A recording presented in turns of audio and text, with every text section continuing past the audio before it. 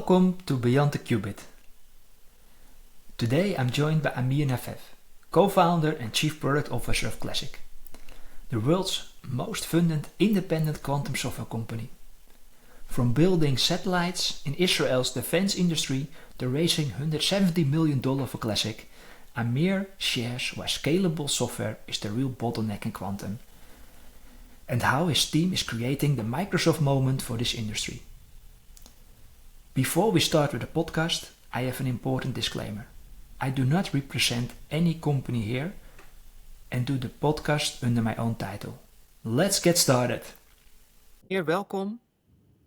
Thank you for being on the podcast Beyond the Qubit. And can you introduce yourself? What are your fundamental beliefs and how are they shaped? Thanks, Frank, for having me. It's a pleasure. So my name is Amir Naveh. I'm the Chief Product Officer and one of the founders of Classiq, which is one of the leaders in quantum computing software. And I think as a short, maybe opening statement, I believe that quantum computers generally have the potential to make a huge computational shift, dramatically change the way many industries are functioning. And for this, we need very strong hardware, which is actually advancing quite rapidly in the last few years. And also we need very powerful software solutions in order to make this happen as well. And this is what we're focused on in Classiq. Can you explain maybe a little bit more about yourself? What are your fundamental beliefs and how are they shaped? Yeah, for sure.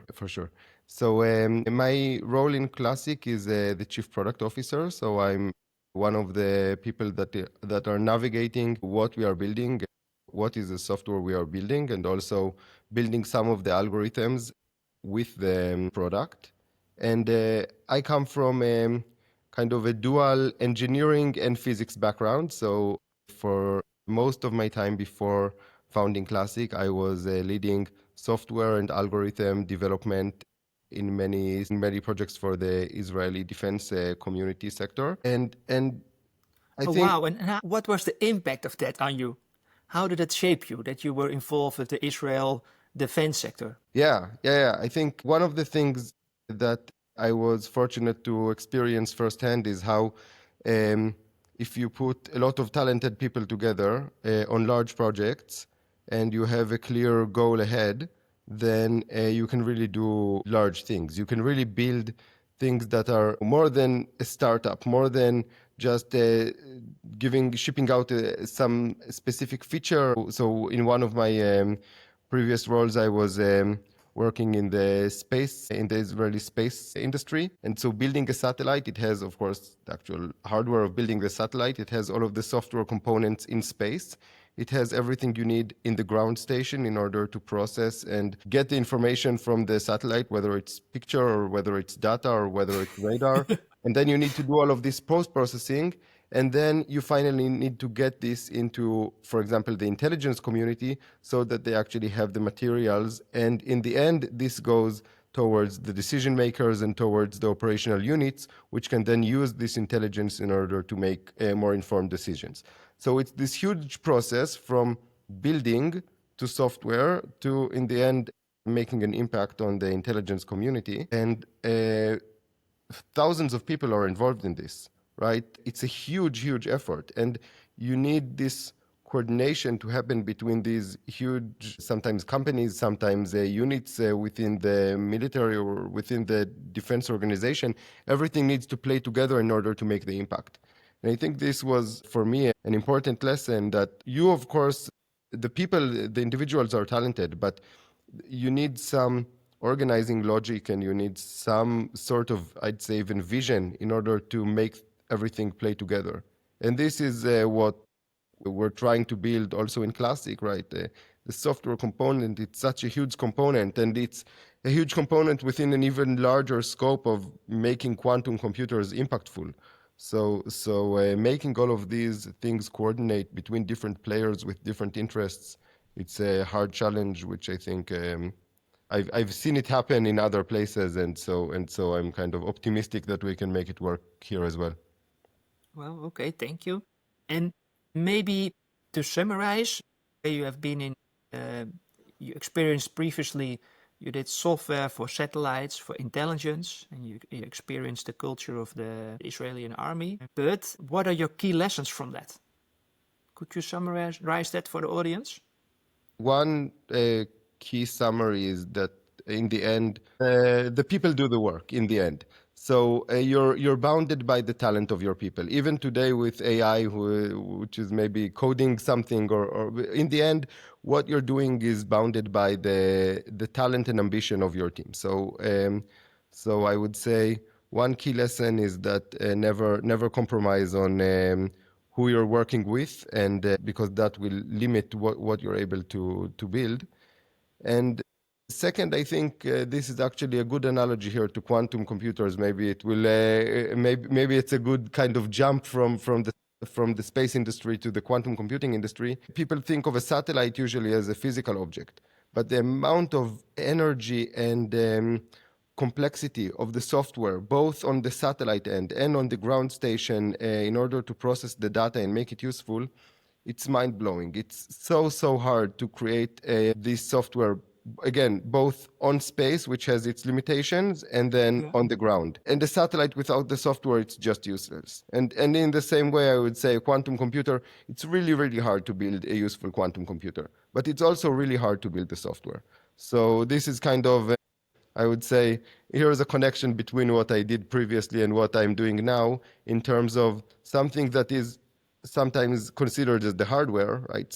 But in the end, if you don't have a very powerful software to kind of work with that, then the hardware, it won't do anything impactful. Can you maybe share 3 experiences that shaped your key beliefs? You explained one from the Israeli army and intelligence, but can you share maybe 2 other examples that shaped your key beliefs and your lessons that you had from the past, or maybe from your youth? Yeah. That defines you for who you are? So I'd say one, again, is everything related to the power of software. 2 maybe is, I would say, kind of working for something with a real impact, something that matters, right? I think talented people today have a lot of opportunities to do good in the world, but they can also kind of, make money or build things that are not as impactful, or maybe even with sometimes negative impact. And I think it's something, for me, it's something very powerful to work towards something that in the end, if successful, will bring all of us, humanity to a better point. I think it's something, I was fortunate to be surrounded by people that share these beliefs. We want to work on something that does good. So this is another, I'd say, maybe core belief that. And do you, Amir, maybe have a bottom-up example? When did this started, that you wanted to do something meaningful? What happened that you said, okay, because of that, I realized I want to do something meaningful? So probably just being surrounded by people that this is what they believe in. So again, so for example, I'm an alumni of the Talpiot program. So it's a 3 years training with 50 people that are very talented in physics and mathematics, but also come from a background of wanting to help Israel defend itself and want to serve the country. And so you're 3 years surrounded by these people, and the nature of the conversations is not only on what is the best solution from a let's say scientific standpoint or engineering standpoint, but also what is the right thing to do. Where do we want to devote our energy in order to make a positive impact? So grown up from surroundings from a young age, but these may be 3 years surrounded by people that this is what they believe in. It's very powerful. It makes you makes you think about these questions proactively. So I think this is maybe the defining moment there. Thank you. I think that's a very interesting insight and context. Yeah. And I think maybe a third one would be my personal passion for everything concerning mathematics, physics, computer science. So there is actually a defining moment there. In the transition between 9th to 10th grade, you need to choose your majors in Israel. And I had a fantastic physics teacher called Yossi Litani, who kind of told me, listen, you cannot miss the opportunity to really study physics at a high level. And this kind of created a path for me to study physics properly. I also joined the physics Olympiad representing Israel in high school. And then from then on, I kind of understood for me that probably being in these sectors of physics, mathematics, computer science, and the intersection, that is where I want to devote my time and energy. Thank you. Very clear. Thank you. Can you share your journey into quantum computing? And what Yes. made it that you started to found Classiq? So the background fits. I mean, my background was, on one hand, I studied physics and, as I mentioned, very passionate about it from a young age, and also had the experience in building software, computational software for in other industries. So it's kind of, okay, here is a match between physics and computer science. But the real story here is actually a bit more interesting personally. So my father, he was leading part of the IBM efforts for quantum quantum computers for several years in IBM Haifa. They have a large research center there. So this was his background. And in parallel, close friend of mine who was also with me in Talpiot, also with a similar background, we said, let's build a startup. We didn't think then about quantum. We just said, let's build something, as I mentioned, impactful, that has a real potential to do something big. And for almost a year, we were searching for something that we want to devote 10 years of our life or maybe more, something that we can build a large company based on. And this was a really interesting journey, actually. So we kind of discarded quite a few ideas before we came to quantum. And then kind of, there's the saying, when the student is ready, the teacher arrives. So when we were ready, really kind of were proficient enough in knowing what we really want, then kind of the answer that was under our nose the whole time made itself clear, and we were able to join forces with my father, who was then still at IBM, but said, look, if we get funding for this, and if this idea comes from like vision to something that investors are willing to actually back, then I'm with you. I will join. I will be one of the founders. And so we made it happen. We took a lot of risks in that stage. It was also in the first days of the coronavirus, so all the skies were closed, and everyone in lockdown. So it was a kind of a challenging time to build something new. But one of the things you need to build a startup is also to be a little bit lucky. So we had luck on our side, and that helped also. What I really like is the story with your father. That really sinks into me. Yeah, I think that's a huge privilege for me. I mean, doing something I love, but also my father, near our CEO, we have a very close friendship, and it's great to build things with people that you enjoy spending time with. So this is a big privilege for us. Were you trying to solve when you started Classiq? So good question.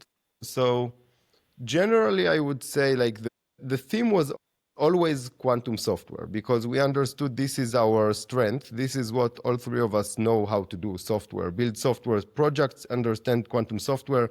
And building the hardware for us was too hard. So too hard and not our expertise. It's not to say that the software is easy. It's just this is something that we know how to do. But then in quantum software, right now, we've expanded from the early days. We now take full responsibility for all of the parts in quantum software. But in the early days, you need to focus a bit more. And our focus was always on this. In order to create useful quantum software, you need to separate between the description and the implementation. You need to create abstraction and automation in quantum software. So describing what the quantum program does is not the same as giving the instructions to the hardware. And in this gap, there is technology that can solve the problem much better than humans can. And to this day, so 6 years later, I think this core vision stays very strongly as one of the core beliefs of the company. So we still believe, as we believed 5 and 6 years ago, that the only way to build quantum software at scale is to create the right modeling and language tools to describe the program, and then the actual implementation needs to be solved by strong technology. So this is kind of the main thing that we were building in the first few years, and still a major part of our technology and the product roadmap today. It sounds really interesting and also very logical. So Yeah. why was that not there before? And still today, I think some people understand the necessity of it, but still today, I think we are in the earliest days of this. So I'll give two reasons. One is that for a lot of the software companies and a lot of the quantum companies in general, the focus is still very close to the hardware. So I'll give an example. IBM. IBM obviously is investing a lot in the hardware, also investing a lot in the software. They've built a Qiskit, which is a very powerful software environment, but it's very dedicated to what you can do with the IBM hardware today. So doing a lot of what we call error mitigation or transpilation of optimizing the individual gates and doing things that are necessary, very hard also to do, but very, very close to the hardware. And even a large company needs to focus in the end. So I mean, it's kind of an analogy to classical computing as well. Why did IBM in 1970 build a really good computer, but did not build the best operating system for it? Why did they need Microsoft in 1970? Because even large companies, even IBM and Google, need to focus the resources, and the focus is still on building the hardware. So this is one reason, I think. And the second reason is that 5 years ago, the market did not need what we were building at the first stage, because you had only 10 or 20 qubits. So on 10 and 20 qubits, you can work manually. There is no real pain. The pain comes when you are growing to thousands of qubits and hundreds of logical qubits and millions of gates. That's where the power of this technology comes in. So maybe the concern 5 or 6 years ago was, is it too early?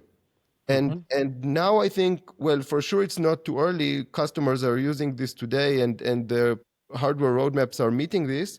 My concern right now is that maybe we are, in a sense, late because we need to overcome Qiskit and a lot of the software solutions that came there before us, and kind of convince people why this is not a scalable way to work. And this is a hard challenge where we are not entering a vacuum. We are entering a place that is already filled with lots of large competitors that started before us. So it's hard to find the right timing to build the next huge company. But this is the reason, I think. Maybe to summarize, is the reason that you started Classiq is that you said, okay, there's no higher level of programming in software that really, instead of describing the hardware to do, is giving instructions what software should solve. Is that a correct description? Exactly. There is no, maybe in a short sentence, without Classiq, there is no way to build scalable quantum programs. So, and you need to build scalable quantum programs. That's the usefulness. So yeah, this is what's missing, and this is what we come to solve. Amir, can you give an introduction about Classiq? Maybe first a short summary. I think we already went a little bit into that, but maybe a short summary on Classiq. Yeah, for sure. So Classiq was founded in 2020, just over 5 years ago. Today we are a team of 70 people. We've just raised our Series C round of $110 million. So our total funding in the past 5 years now comes to just over $170 million, which is the largest funding for a quantum software company, which is independent. For us, it puts us in a very good position to grow our team, to grow our business, to grow our technology, to grow our product. And as I mentioned, right now, Classiq is focused on quantum software.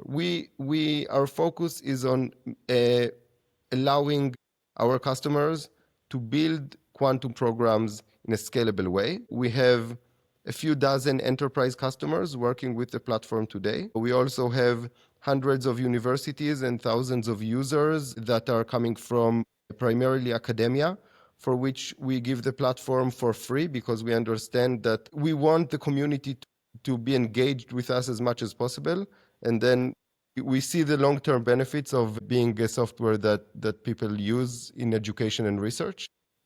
And how broad is this spread? Is it globally? How many universities work with Classiq software? How Yeah, many? globally. Almost all of the large universities in, North America, Europe, Japan, and in other countries have experience with the platform. Either it's embedded in their curriculums, courses, doing research with the platform. So this is, very, very widespread. And our vision maybe is to be the software that is used to create quantum programs. As simple as that. If you want to use quantum software, if you want to use quantum computers and write the software for them, we would.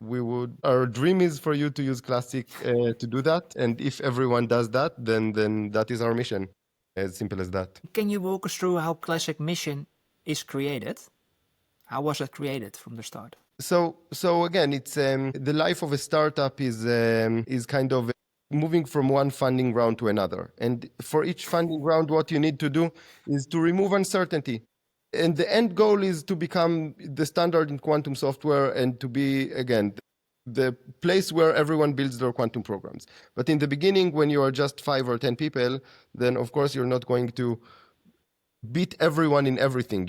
You need very clear focus. So our focus from day one was how do we solve the bottlenecks in building abstraction and automation in quantum. How do we give the first edge making something possible in terms of now we can build this program that was previously impossible. So this was the first step. And then the advancements, we didn't deviate from this mission at all over the years. But what we did do is we listened to our customers. And then one customer says, look, we want to run our program on simulators, on hardwares. We want to do it in scale. We want these applications to be able to run. And then for each new request like this, and of course, if it comes from several people or if they're willing to pay for it, then you know that the value is higher. And then you kind of add things on top of your core technology in order to make this useful and wonderful for your users and customers. So this is the way it's advancing from this core mission upwards and sideways into something that is today an end-to-end platform. So it's not just the technology, it's also a library of quantum algorithms and applications, which is the largest in the world. And it's also integrations with all of the hardware and software and cloud providers that you can run your programs on. And it's also the best visualization for a quantum program, because if you created something complicated, you need a way to visualize what you got and to understand and to analyze this. So all of these components, just from this closed feedback loop with our customers and users of what is actually giving them value.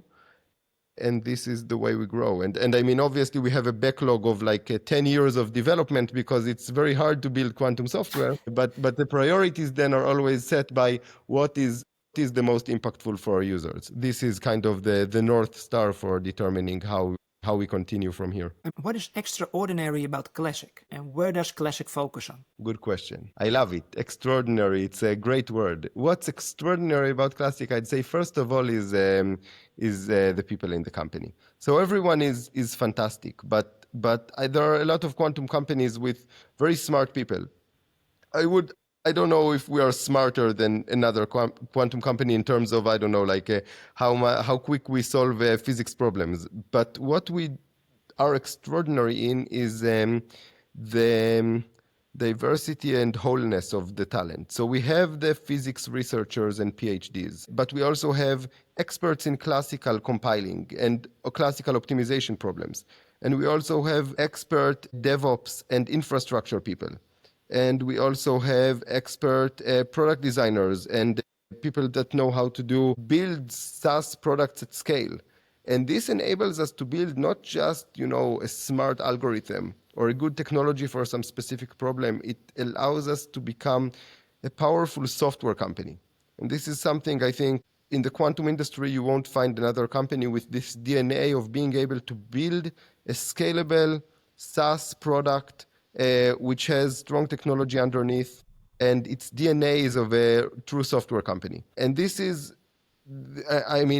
powerful today, but as we grow, If you don't have the right DNA as a company, you have no chance. If you have a DNA of just being a research company and then you grow 3 times, you're not going to be able to create a strong software project. You're just going to create a lot of, it's like building with weak foundations, and then you can add a lot of new rooms on top of the building, but in the end it will look very ugly, and in the end it will collapse.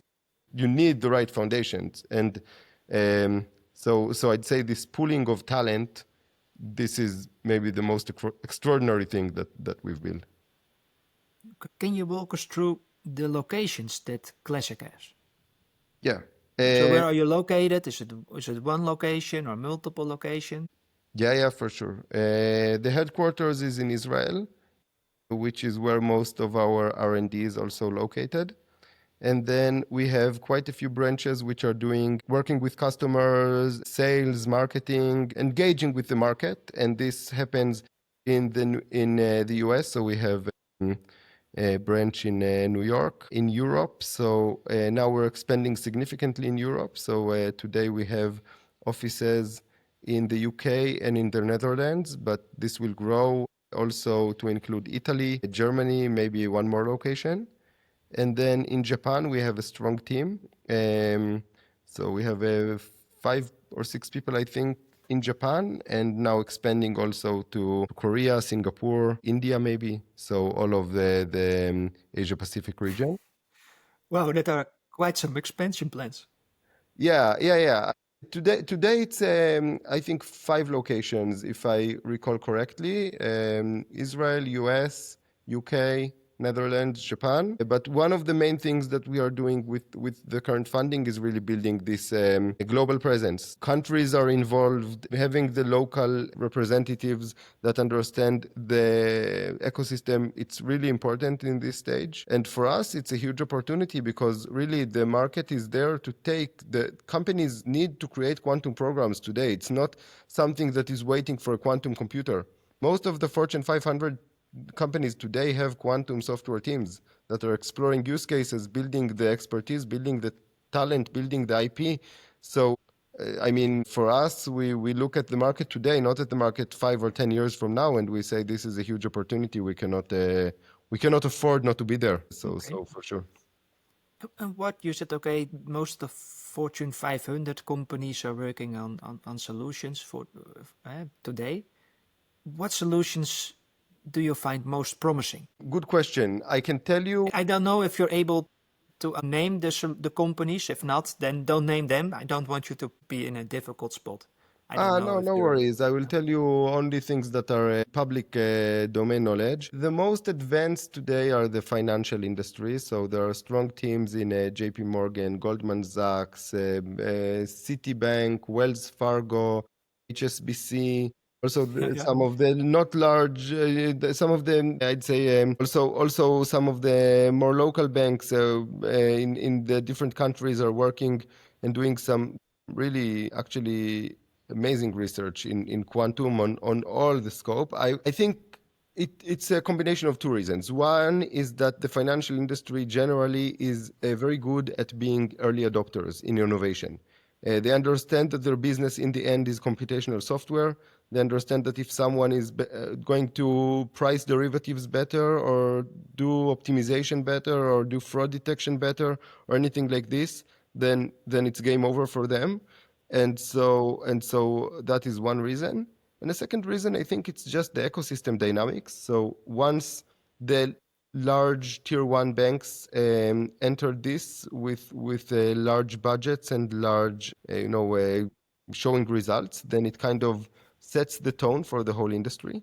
I don't think necessarily the financial industry will be the first use cases for quantum. It has the potential, but I think also in the pharma industry, in the automotive industry, in the oil and gas industry, in the defense industry, I think for all of these, there are very promising applications that could manifest also in the early days of quantum computers, even when it's not fully fault tolerant, just from having a few thousand qubits with errors of maybe fidelities of maybe 99.99, which I think is a few years away. It's reasonable to assume that these first applications will come in all these industries.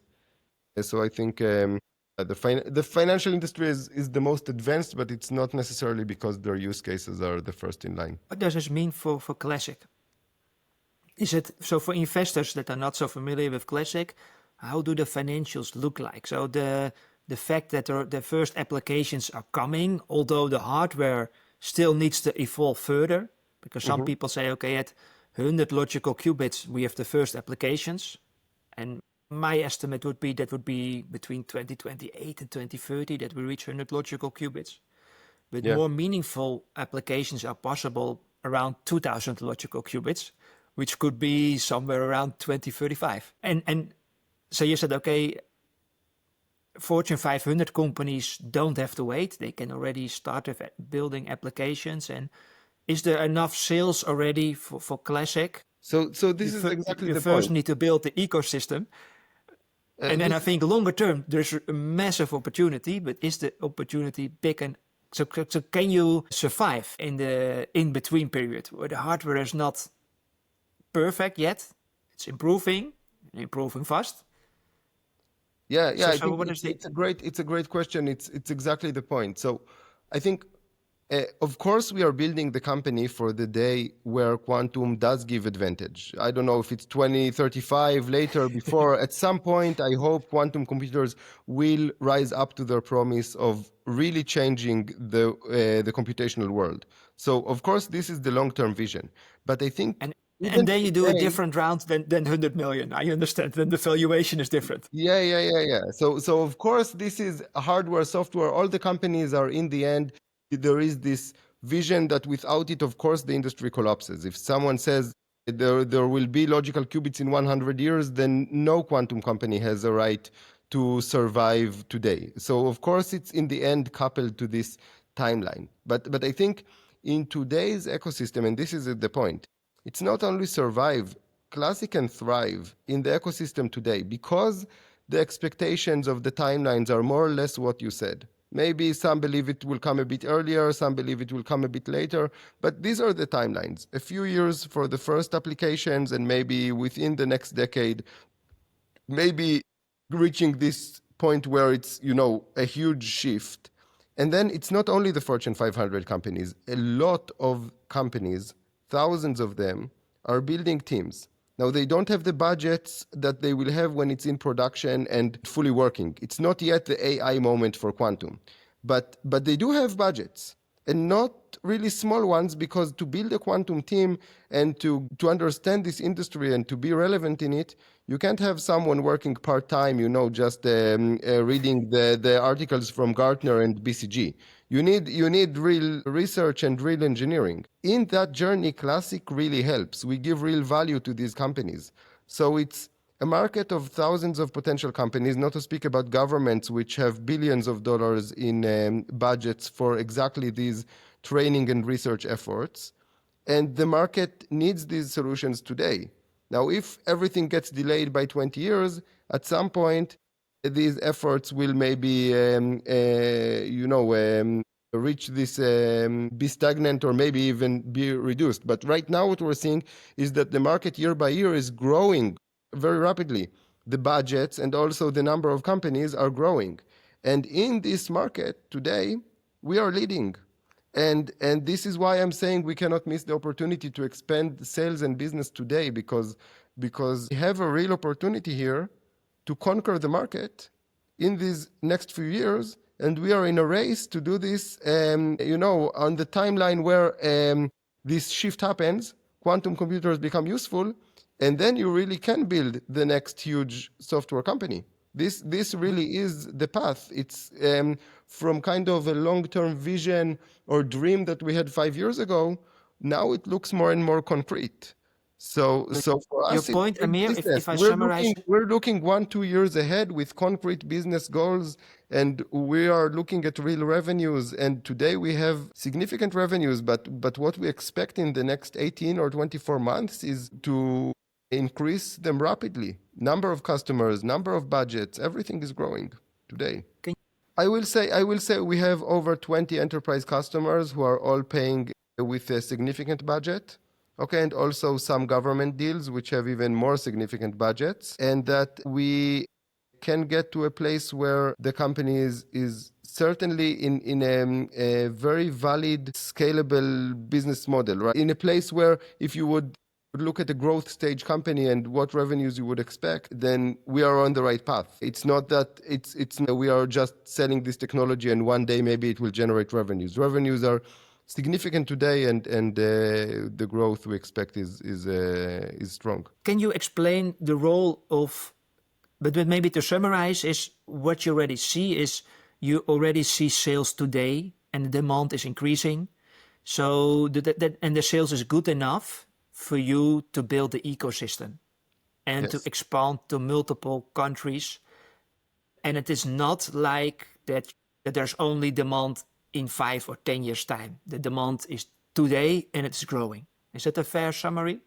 Yes, exactly. Of course, I mean, in the end, it's coupled to the timeline. As I mentioned, like if you look at our future cash flows, right, there is a shift when quantum computers will be useful. We do expect that in these days, the budgets and the impact for the customers will be much larger than today, more than 10x from today for sure. But like you mentioned, today there is a market. Today there is an ecosystem. Today we have a meaningful path to expansion, and we have a meaningful path to very significant revenues today. And for that, for the next year or two, we don't need any hardware milestones in order to reach it. We just need the market to continue to work the same as it has in the last few years. Things that I track for AI is I track the AI natives, like Perplexity or OpenAI, and they are really the ones without legacy who can disrupt. Yes, exactly. From your point of view, do you already see AI, not AI natives, but quantum software natives developing? That is Classiq. We are that exactly. This is exactly the model. So there was one before us called Cambridge Quantum Computing, which was merged with well, then they were Honeywell. Now it's called Quantinuum, and they were a very strong quantum software native team, and then they kind of merged with the hardware to create a very strong company. Quantinuum is a very good company. So now they are quantum native, but doing a full stack, everything from hardware to software. It also kind of focuses their software on their specific hardware. But it's exactly the same thing. We actually, I mean, when we're discussing with some of the investors in OpenAI and some of we see many similarities. It's exactly the same. It's why didn't Google or Microsoft or anyone else build this OpenAI? Because you need this focus. You need the DNA to build a company that what it does is, in this case, strong foundational models. And in our case, strong computational technology for solving the hard parts in quantum software. And when you're a company dedicated to this, you can do things so much faster, and you also have the opportunity to raise money for this specific mission, right? So if someone buys an IBM stock, they buy the quantum, but they also buy the mainframe business, and they also buy hybrid cloud, and they also buy a lot of other things that IBM is doing. So you can invest directly in the IBM quantum software efforts.